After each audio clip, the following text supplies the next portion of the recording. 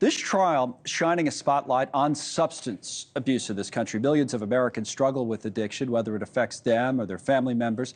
And that came up repeatedly during jury selection for the Hunter Biden trial. All right, Dr. Daniel Bober joins us right now, psychiatrist and mental health expert, with some more on this. Thank you, sir, for coming on. We appreciate it. My pleasure. What about that? So many families, I'm not sure if they identify with this particular trial because of this, but we do know so many families are dealing with addiction on one side or another. Well, you know, God knows that Hunter Biden has had his own struggles and challenges, but perhaps what he is most emblematic for is his addiction, something that 47 million Americans deal with every year, but less than 20% actually get help. And addiction is about so many things. It's about trauma, it's about genetics. But one of the greatest predictors of relapse is the stigma that comes with addiction, the shame, the humiliation, the judgment.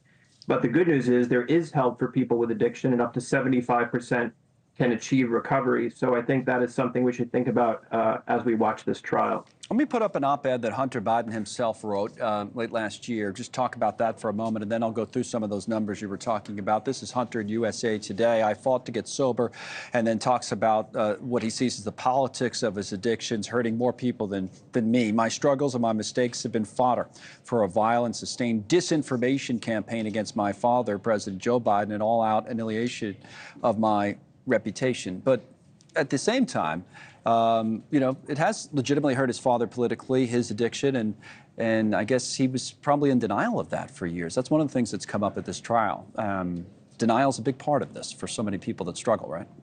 Denial, lying is unfortunately part of relapse behaviors, and it is part of addiction. And I can tell you from working with addicts, this is just as much pain to the families as it is to them. So it is something that affects the entire family system, and that is why the entire family system is required to achieve recovery. One of the greatest risk factors, again, for relapse is lack of social and lack of family support. Let's go through some of the numbers, and you alluded to some of these already. Lives affected by overdose deaths, okay? So this is from the RAND Corporation, and it looks at 42.4% of Americans who are adults know someone who died from an overdose. Think about that for a moment.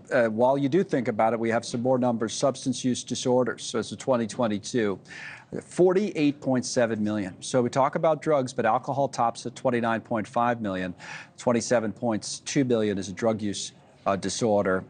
The others there you see are combined. Final point, and then you can respond to all of this, is treatment, because I think this is interesting. From the National Survey on Drug Use and Health, 1.8 million people, 98%, it said, of these people that are young people, 12 to 17 years old, did not seek treatment. Then you have 39.7 million people 18 and older. Again, 99% did not seek treatment. What can we do to have more people get the treatment that they need?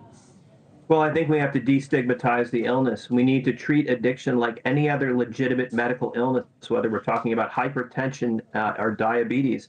And the rates of remission are very similar. About 70% of people will achieve remission in the same way that people with high blood pressure or diabetes do. So addiction is a brain disease. Unfortunately, it is seen in this country as a weakness, as a character defect. And until we correct that stigma, I think these people are going to be living in the shadows instead of getting help.